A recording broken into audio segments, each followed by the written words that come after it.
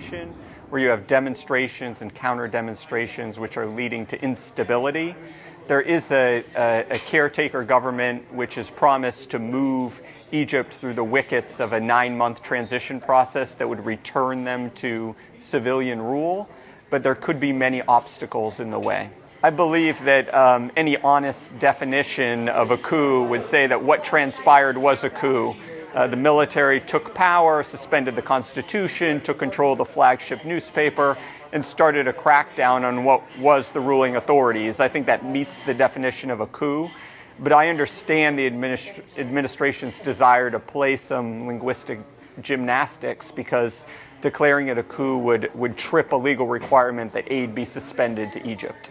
I believe the aid doesn't give the United States as much leverage as it might believe because it's a very small share of the Egyptian economy, because Egypt has other countries they can go to for aid. So, for example, Saudi Arabia, the United Arab Emirates, and Kuwait recently pledged $12 billion as opposed to the $1.5 billion in annual aid that the U.S. traditionally gives Egypt.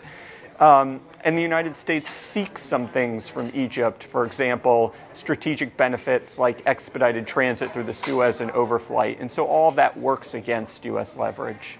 In terms of the main takeaway of the briefing, I would say there's some very difficult policy choices facing Congress. And those policy choices range from suspending assistance, both military and economic, in its entirety, to more incremental steps like changing the composition of the aid or the way we deliver it, or strengthening conditionality.